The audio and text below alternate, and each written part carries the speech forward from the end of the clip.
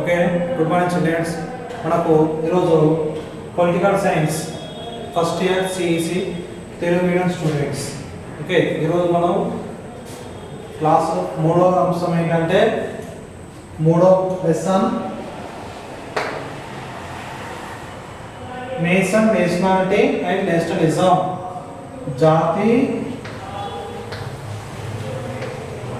జాతీయత,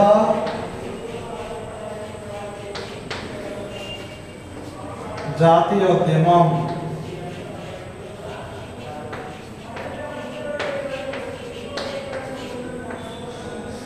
nation, nationality, nationalism.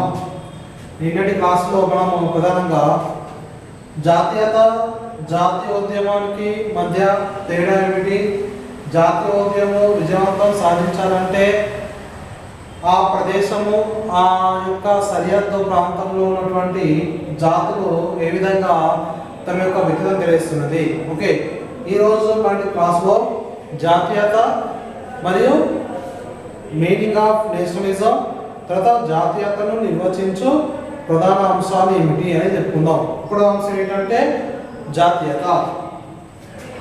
ఇప్పుడు ఏమొస్తుంది? జాతీయత.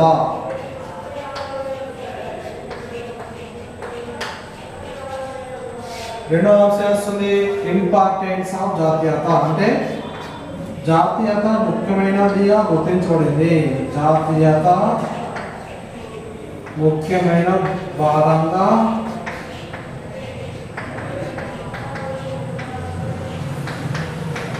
గుర్తించబడ. జాతీయత ముఖ్యమైన భాగంగా గుర్తించబడ. ఓకే, ఈరోజు క్లాస్లో మనము ప్రధానంగా జాతీయత అంటే ఏంటి అంటే కొత్త నూతన రకానికి సంబంధించిన రాజకీయ పరిజ్ఞానం తెలియజేసే విషయము జాతీయత. Okay, modern politics. నూతన రాజకీయ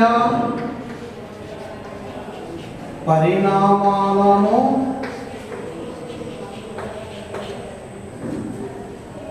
తెలియజేసేది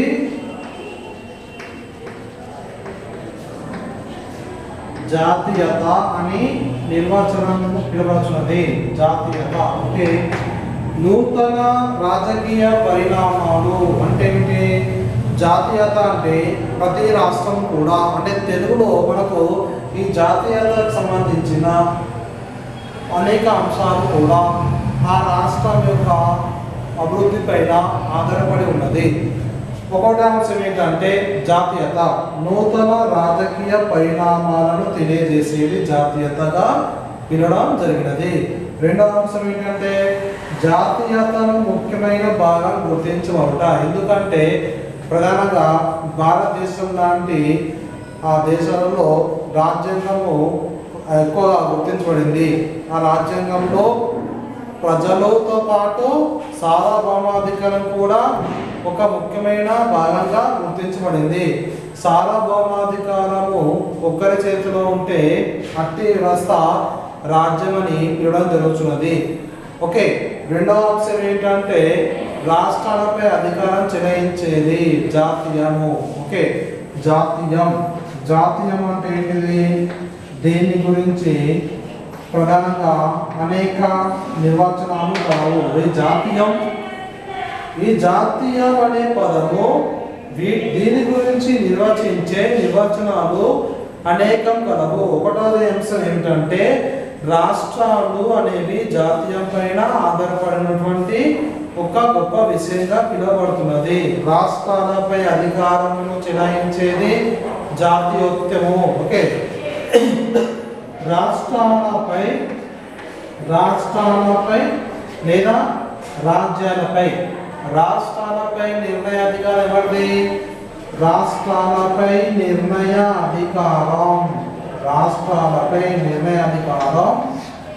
ఆ రాష్ట్రంలో సమైక్యత, ఆ రాష్ట్రంలోని సార్వభౌమాధికారం తెలియజేసేటువంటి జాతీయ నాయకులపైన ఆధారపడి ఉన్నది. ఓకే, ప్రతి రాష్ట్రం కూడా స్వతంత్ర వ్యవస్థ కలిగి ఉన్నది. ఆ రాష్ట్రంలోని న్యాయ వ్యవస్థ అధికారాలన్నీ కూడా ప్రధానంగా ఆ రాష్ట్రంలో ఉన్నటువంటి ప్రతి పరిపాలనా వ్యవస్థలన్నీ కూడా ఆ రాష్ట్రం యొక్క సార్వభౌమత్వాన్ని తెలియజేస్తున్నది. ఒకటో అంశం ఏంటంటే మనకు ప్రతి రాజ్యము జాతీయంలో ఉన్నటువంటి ఒక ముఖ్య భాగాలుగా గుర్తించబడుతున్నది. ప్రతి రాజ్యం కూడా అంటే రాజ్యం అంటే ఇక్కడ రాష్ట్రము, ప్రతి రాజ్యం కూడా ఆ యొక్క దేశం పైన లేదా ఆ యొక్క జాతీయత పైన తెలియజేస్తున్నది. జాతీయత లేదా రాజ్యం పైన లేదా దేశంపై ఆధారపడుతుంది. రాజ్యంపై లేదా దేశంపై ఆధారపడును. ఓకే, ఇందులో నేటి క్లాసులో మనము జాతీయత అంటే జాతీయోద్యమం. జాతి అనేది జాతీయతను తెలియజేస్తున్నది. జాతీయత రెండు కలిస్తేనే జాతీయోద్యమం అనేది సాధించడానికి ముఖ్య కర్తవ్యంగా ఉపయోగపడుతున్నది. ఓకే, ఈ పాఠ్యాంశం ఎందలి నూతన రాజకీయ పరిణామాలను తెలియజేసేటువంటి వ్యవస్థ జాతీయ వ్యవస్థ. అనేక రకాల రాజనీతి శాస్త్రవేత్తలు ప్రధానంగా రాజకీయ నాయకులు వారి యొక్క శాస్త్రాలను అనుసరించి అనేక భాగాలుగా విభజించారు. ఓకేనా, అందులో రాష్ట్రాలపై నిర్ణయాధికారం ఎవరిది? దేశాలది. దేశం యొక్క అభిప్రాయాలు సేకరించేది అంటే దేశానికి సంబంధించిన అభిప్రాయాలు సేకరించడం, వాటి యొక్క విలువలను గుర్తించడం, ఆ యొక్క రాష్ట్రాలపై ఆధారపడి ఉండును. మూడో అంశం ఏంటంటే ప్రతి రాజ్యం కూడా ఆ యొక్క జాతీయత లేదా దేశం పైన ఆధారపడును. అంటే ఏ రాష్ట్రము కూడా స్వతంత్ర నిర్ణయాలు తీసుకునే అధికారం కొద్దిమేర ఆ జాతీయతకు కూడా తెలియజేస్తున్నది. అంటే రాష్ట్రాలకు సంబంధించిన స్వయం నిర్ణయ అధికారాలు వాటితో పాటుగా అవి జాతీయంలో కీలకమైన పాత్ర వహిస్తున్నది. అంటే మార్పును కూడా కోరుకుంటుంది. ఒకవేళ రెండోది ఏమొస్తుంది? రాజ్యం లేకపోతే జాతీయం అనేది ఉండదు. అంటే రాజ్యంతో పాటుగా అందులో ఉన్నటువంటి భాష, అదేవిధంగా వారి యొక్క అలవాట్లు కూడా ఆ యొక్క దేశం పైన సమగ్రత పైన సమైక్యత పైన ఆధారపడును. అంటే ఇవి కూడా జాతీయతల గురించి తెలియజేసేటువంటి ప్రధానమైన అంశము. ఓకే, ప్రతి రాజ్యంలో సార్వభౌమాధికారం ఏ విధంగా అయితే ఉంటుందో ఆ సార్వభౌమాధికారం కూడా ఇందులో ప్రధానమైన పాత్రగా తెలపడం జరుగుతున్నది. సార్వభౌమాధికారము నిర్ణయం అంతా కూడా ప్రజలందరి చేతిలో ఉంటేనే అది జాతీయతను సాధిస్తున్నది. జాతీయత అనేది సాధించడంలో ప్రజలు తమ పాత్ర వహించడం జరుగుతున్నది. ఓకే, నిన్నటి లెసన్లో మనం చెప్పుకున్నాం జాతీయోద్యమం విజయవంతం సాధించడానికి తెలపాల్సిన ప్రధానమైన సూత్రాలు ఏమిటి? ఓకే, జాతీయోద్యమంలో ఎటువంటి ఉద్యమము జాతీయోద్యమంగా పిలవడం జరుగుతున్నది. ఆ ఉద్యమం సంబంధించిన పరిపాలన వ్యవహారాలు కానీ తర్వాత జాతీయోద్యమంలో వేటిని జాతీయోద్యమంగా పిలుస్తారు అంటే స్వాతంత్ర ఉద్యమ కాలం నాటి నుంచే జరిగినటువంటి ప్రధాన ఉద్యమాలు, తర్వాత స్వాతంత్ర రాకముందు జరిగినటువంటి ముఖ్యమైన ఉద్యమాలన్నీ కూడా ఆ దేశానికి సంబంధించిన పరిపాలన వ్యవస్థను వాటి యొక్క మార్పును తెలియజేయడం జరుగుతున్నది. పరిపాలన వ్యవస్థ మార్పులు, స్థితిగతులను, దేశ సమైక్యతను తెలియజేయడం జరుగుతున్నది. ఓకే, ఈరోజు పాఠ్యాంశంలో మనం ప్రధానంగా ఏం నేర్చుకుంటున్నాం? జాతీయత, రాష్ట్రీయత ఈ రెండింటి మధ్య తేడా ఏమిటి? రాష్ట్రాల్లో అనేక అధికారాలన్నీ కూడా ప్రధానంగా వాటి యొక్క జాతీయతను ఒక ముఖ్య అంశంగా పిలవడం జరుగుతుంది. ఎందుకంటే జాతీయత ముఖ్యమైన భాగం గుర్తించబడుట అంటే ఇంపార్టెన్స్ ఆఫ్ ది నేషనలిజం. ఎందుకంటే మనకు ప్రధానంగా ఉదాహరణ చూసుకుంటే అమెరికా సంయుక్త రాష్ట్రాలలో ప్రతి రాష్ట్రం కూడా స్వతంత్ర నిర్ణయాధికారం ఉంటుంది. ప్రతి రాష్ట్రంకు ప్రత్యేక అధికారం కలిగి ఉంటుంది. రాష్ట్రానికి సంబంధించిన ప్రత్యేక అధికారం, ఆ రాష్ట్రంలో ఉన్నటువంటి అవశిష్ట అధికారాలన్నీ కూడా ఆ రాష్ట్రానికి మాత్రమే పరిమితమైనటువంటి రాజ్యాంగం అమెరికా రాజ్యాంగం. కానీ భారత రాజ్యాంగంలో ప్రధానంగా ఫెడరల్ వ్యవస్థ అనేది కలదు. అంటే సామ్యవాదానికి సంబంధించిన విధానాలు ఈ రాజ్యాంగంలో చేర్చబడ్డాయి కావున రాజ్యాలపై అంతిమ నిర్ణయాధికారం ఎవరిది? దేశానికి అంటే రాజ్యానికి అంటే రాష్ట్రానికి సంబంధించిన అంతిమ నిర్ణయాధికారం తెలియజేయడం, రాష్ట్రాలకు సంబంధించిన స్వయం ప్రతిపత్తి నిర్ణయాధికారం తెలియజేయడం ఇవన్నీ కూడా ఆ దేశానికి మాత్రమే పరిమితమై ఉంటుంది. అంటే దేశానికి సంబంధించిన వివరాలు తెలియజేయడం. ఓకే, వీటితో పాటుగా మనకు ప్రధానంగా ఏ జాతీయత అంటే ప్రధానంగా ఒక వ్యక్తి అతను ఏ జాతీయతను కలిగి ఉన్నాడు అంటే అతను నివసించిన ప్రదేశము ఏ ప్రదేశం కింద గుర్తించబడినది, అతను ఏ జాతీయతను కలిగి ఉన్నాడు, తర్వాత ఈ జాతీయతలో ఉన్నటువంటి ప్రధానమైన విషయాలు ఏమొస్తాయి? కుల, మత, వర్గ, లింగ, భేద, భాష, వ్యవహారాలకు అనుగుణంగా ఒక్కొక్క వర్గానికి ఒక్కో విధమైన వ్యవస్థను అంటే ప్రత్యేక నియమ నిబంధన అధికారంలో కలిగి ఉన్నది జాతీయతత్వం ఉన్నటువంటి అంశములు. ఓకే, ఇందులో జాతీయత రెండు కలిస్తేనే ఆ ప్రదేశం యందలి ఉన్నటువంటి ఉద్యమాలు అంటే అవన్నీ ఉద్యమాలు ఏం తెలియజేస్తున్నది? ప్రధానంగా ఆ ప్రదేశంలో ఉన్నటువంటి అంటే ఒక ప్రదేశం మీద మార్పును తెలియజేసేటువంటి ఉద్యమం అంటే ఏంటిదిగా మార్పును కోరుకోవడం. స్వాతంత్ర ఉద్యమం సంబంధించిన అంటే అందులో ప్రధానంగా అనేక రకాల ఉద్యమాలని కలవు. ఓకే, అంటే మానవ హక్కుల ఉద్యమము, అదేవిధంగా హ్యూమన్ రైట్స్ అంటే ప్రాథమిక హక్కులకు సంబంధించిన ఉద్యమాలు తెలియజేయడం కానీ. ఓకే, నెక్స్ట్ ఎకనామికల్ మూమెంట్స్ అంటే ఏంటి? ఆర్థిక సంబంధించిన ఉద్యమాలు. ఓకే, సమాజంలో ఉన్నటువంటి అనేక ఎన్విరాన్మెంటల్ మూమెంట్స్ అంటే సమాజంలో ఉన్నటువంటి ప్రత్యేక పర్యావరణ పరిరక్షణ ఉద్యమాలుగా పిలవడం జరుగుతున్నది. పర్యావరణ పరిరక్షణ ఉద్యమాలు అంటే కొంతమంది ప్రజలు ఒక సమూహంగా ఏర్పడి చేసేటువంటి వాటి యొక్క వ్యతిరేకత కానీ లేకపోతే ప్రభుత్వ నిర్ణయాధికారానికి వ్యతిరేకంగా జరిగినటువంటి ప్రత్యేక ఉద్యమాలుగా పిలవడం జరుగుతున్నది. ఓకే, జాతీయతను ప్రధానంగా అనేక రకాలుగా అనేక కోణాలుగా విభజించడం జరుగుతున్నది. కూడా ఏమొస్తుందంటే ఇది నూతన రాజకీయ పరిణామాలను తెలియజేసేటువంటి సంస్థ. రెండవ అంశం ఏంటిది? జాతీయతను ముఖ్యమైన భాగం గుర్తించబడట. ఎందుకనగా ఇతర రాజ్యాలతో పాటుగా ప్రపంచంలో ఉన్నటువంటి అనేక జాతీయతను కలిగి ఉన్నటువంటి రాజ్యాలు ఒక ప్రత్యేక స్థానమును గుర్తించబడ్డాయి. అవన్నీ కూడా ఆ రాష్ట్రాలు అంటే రాష్ట్రాల లేకపోతే జాతీయత కూడా ఉండకపోవచ్చు. ఒకటైనా నెక్స్ట్ మూడవ అంశం ఏమొస్తుందంటే జాతీయతకు రాష్ట్రాలపై నిర్ణయాధికారం.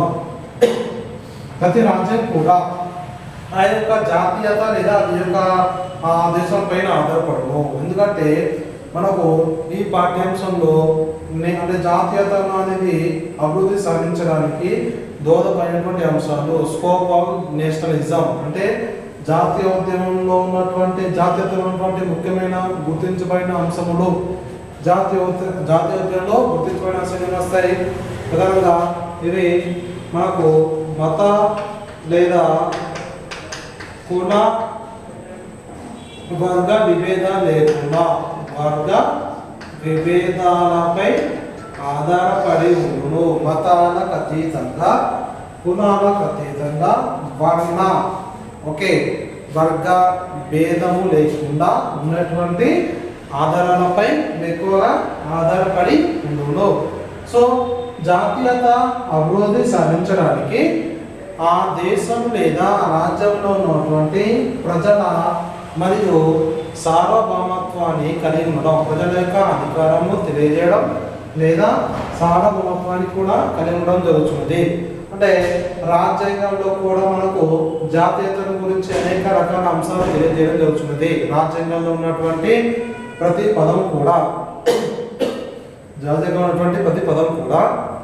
ఆ జాతీయత యొక్క ఉద్దేశాలను తర్వాత జాతీయత యొక్క విలువలను తెలియజేస్తున్నది. అంటే రాజ్యాంగంలో ఉన్నటువంటి ప్రతి హక్కులు, విధులు, సూత్రాలు, అదే అధికారాలు, నియమాలు, వాటితో పాటుగా ప్రకరణలు, భాగాలు, తర్వాత అధికార నియమములు ఇవన్నీ కూడా ఆ రాజ్యాంగంలో గుర్తించబడినటువంటి గొప్పదైన విషయములు.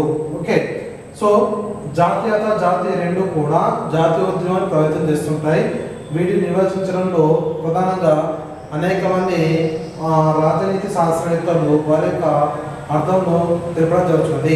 అందులో ముఖ్యంగా చెప్పాల్సిన అవసరం ఏంటంటే ఇదొక మోడర్న్ మెథడ్స్ అంటే నూతన అభివృద్ధి పరిణామాలను రాజకీయ పరిణామాలను తెలియజేసేటువంటి సంస్థగా లేదా తెలియజేసేటువంటి గొప్పదైన అధికారంగా గుర్తించబడినది.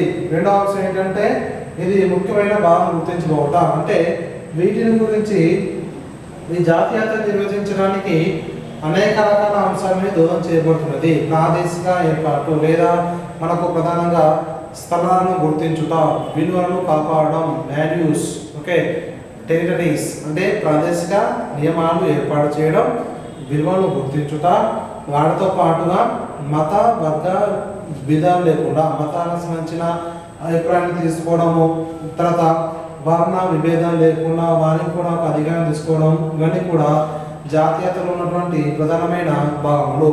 మనం ఎంతగా చదువుకున్నట్టే జాతీయతను నిర్వచించేటువంటి ప్రధానమైన అంశములు లేదా ప్రధానమైన విషయాలు ఏమిటి వస్తున్నాయి? ప్రధానంగా చారిత్రక విషయాలు అంటే చరిత్రను గురించి తెలియజేసేటువంటి విషయాలు కూడా ఆ రాజ్యం యందలి జాతీయతను తెలియజేస్తున్నాయి. నెక్స్ట్ ఏక సార్వభౌమత్వాన్ని కలిగి ఉండడం, ఒకే రకమైన పౌరసత్వాన్ని కలిగి ఉండడము, దాంతోపాటుగా ఏక సంస్కృతిని తెలియజేయడం అంటే ఒకే రకమైన సంస్కృతి అంటే వేరువేరుగా మరి యొక్క అలవాట్లు ఉన్నప్పటికీ వారందరూ కూడా ఒక మూకుమ్మడిగా ఒకే ప్రాంతంలో నివాసాన్ని ఏర్పాటు చేసుకోవడం అంటే ఏక సంస్కృతి తెలియజేయడానికి కూడా ఇందులో వస్తుంటాయి. ఓకే, వీటితో పాటుగా మరికొన్ని అంశాలు ఏమొస్తాయంటే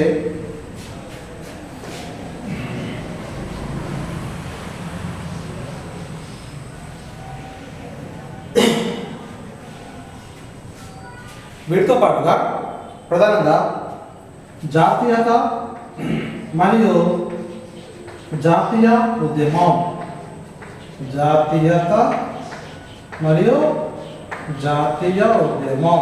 ఓకే, ఇందులో ప్రధానంగా జాతీయతలో ఉన్నటువంటి అన్ని ప్రాంతాలు కానీ తర్వాత అందులో ఉన్నటువంటి అనేక నిర్వచనాలు కానీ అంటే ప్రాంతాలు వాటితో పాటుగా మతాలు మరియు తర్వాత ముఖ్యంగా వస్తుంటాయి కులాలు కానీ మతాలు కులాలకు సంబంధించిన వర్గీకరణ ఇవన్నీ కూడా జాతీయోద్యమానికి నాంది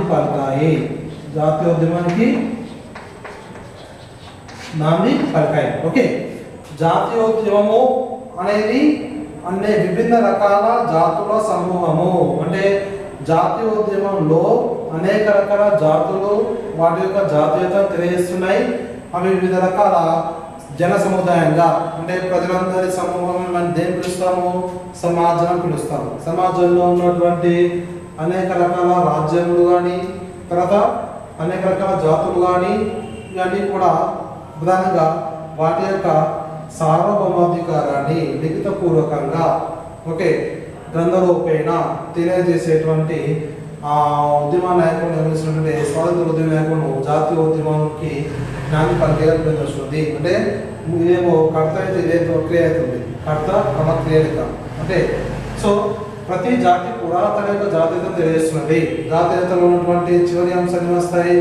ఇది ఒక గొప్ప వ్యక్తీకరణ తెలుస్తుంది. వ్యక్తుల యొక్క పరిణామాలు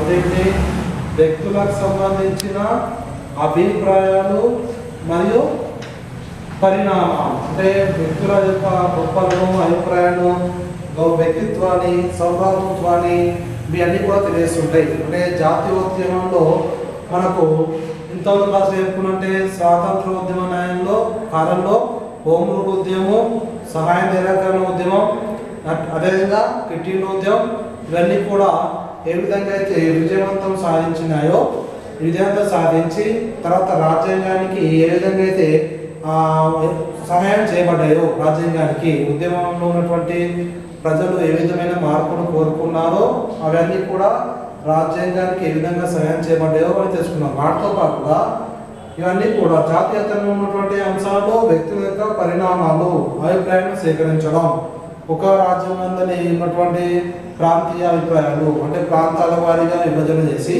ఆ కొన్ని ప్రాంతాలను కొన్ని జాతీయాలుగా చేశారు. ఓకే, అందులో కొన్ని జాతీయాలు మళ్ళీ అనేక ఉమ్మడి జాతుల ఉమ్మడి మరియు విదేశీ స్వదేశీ సంబంధించిన జాతుల యొక్క జాతీయతను కూడా విరోధన జరిగినది. ఓకే, మూడవ అంశం ఏంటంటే జాతీయోద్యమం అనేది విజయవంతం కావడానికి కావాల్సిన పరిస్థితులు ఏమిటంటే జాతీయోద్యమంలో ప్రధానమైన పాత్ర ఏంటిది? నూతన రాజకీయ పరిణామాలు. ఓకే, వీటితో పాటుగా అభివృద్ధి సంబంధించిన అభివృద్ధి కూడా అభివృద్ధి మరియు మార్పు ఇవి కూడా జాతీయోద్యమానికి సహాయం చేసేటువంటి అంశాలుగా పిలవడం జరుగుతుంది. ఓకే, వీటితో పాటుగా ఇంకేమున్నాయి మనకు నిర్వచనాలు అంటే ప్రధానంగా అనేక మంది రాజనీతి శాస్త్రవేత్తలు జాతీయతలు అనేది తెలపడంలో తమ ఎంతో కర్తవ్యాన్ని గుర్తు చేస్తారు. ఓకే, అందులో ప్రధానంగా జాతిలో ఉన్నటువంటి సంఘాలు ఆ సంఘాలని కూడా మూకుమ్మడిగా ఒక్కొక్క సంఘము ఒక్కొక్క వ్యక్తిత్వాన్ని గురించి తెలియజేస్తున్నది. అంటే సంఘంలో ఉన్నటువంటి రాజకీయ పరిణామాలు కానీ ఆ సంఘానికి సంబంధించిన విధి విధానాలు కానీ సమాజంలో ఉన్నటువంటి కులాల వర్గీకరణ. ఓకే, అందులో అన్టచబిలిటీ అంటే అస్పృశ్యత అనేది అంటరానితనంగా నేరంగా గుర్తించబడింది. అంటే తక్కువ నిమ్నజాతి కులాలకు సంబంధించిన కుల వర్గీకరణ కానీ. ఓకే, ఈ విధంగా అనేక రకాల కులాలకు సంబంధించిన మత వర్గ విభేదాలు లేకుండా కులాల వర్గీకరణ తర్వాత మత వర్గీకరణ విభేదాలు లేకుండా అవి కూడా నూతన విషయం తెలియజేస్తుంది. ఓకే, సార్వభౌమాధికారం అనేది పదం ఉంది. ఇందులో సార్వభౌమాధికారం అనేది ప్రధానంగా ప్రతి రాజకీయ వ్యవస్థ ఏంటండి అంటే సామ్యవాదము. దీని మనము సామ్యవాదం. ఓకే, సామ్యవాదం అనేది ప్రధానంగా ప్రజాస్వామ్యము సామ్యవాదం రెండు కూడా ఒకే రకమైన నిర్వచనం కలిగి ఉన్న వాటి యొక్క ఆచరణ మాత్రము వేరువేరుగా ఉండడం జరుగుతున్నది. సామ్యవాదం అనేది కేవలము ఒక్కరి చేతిలో మాత్రమే కాకుండా అది అంటే ప్రజలను ఎన్నుకునే విధానం ప్రజల యొక్క ఎన్నుకునే తత్వ విధానాలపైన ఆధారపడి ఉంటుంది. ఓకే, సామ్యవాదానికి ఉదాహరణ అమెరికా సంయుక్త రాష్ట్రాలు మరియు కొన్ని పాశ్చాత్య దేశాలు యూరోపియన్ దేశాలు ఎగ్జాంపుల్గా పిలువజేస్తుంది. సామ్యవాదానికి సార్వభౌమాధికారం అనేది ప్రజాస్వామ్యం మరియు సామ్యవాద దేశంలో రెండు దేశంలో ఉన్నది. సార్వభౌమాధికారం అనేది కామన్గా మనకు కనబడుతుంది. ఓకే, దాంతో పాటుగా జాతీయతను తెలిపేటువంటి ప్రధానమైన అంశంలో సార్వభౌమాధికారంతో పాటుగా ప్రజాస్వామ్యము సామ్యవాదము. ఓకే, ఇందులో ప్రజాస్వామ్యంతో పాటు గణతంత్రం కూడా ప్రధానంగా ఇందులో ముఖ్యమైన అంశాలుగా చెప్పడం జరుగుతున్నది. సార్వభౌమాధికారం అనేది ఇది ఒక మనకు అత్యున్నతమైన శాసనంగా రూపొందించబడినటువంటి వ్యవస్థ. ఓకే, అందులో శాసన నిర్మాణ ప్రక్రియ కార్యనిర్వహణ ప్రక్రియ నెక్స్ట్ న్యాయ వ్యవస్థ ఈ మూడు రకాలైనటువంటి వ్యవస్థలు కూడా ఏర్పాటు చేయడం జరుగుతున్నది. ఓకేనా, ఇందులో ప్రధానంగా ఒక విషయం వస్తుంది శాసన నిర్వహణ ప్రక్రియ. ఓకే, రెండవది కార్యనిర్వహణ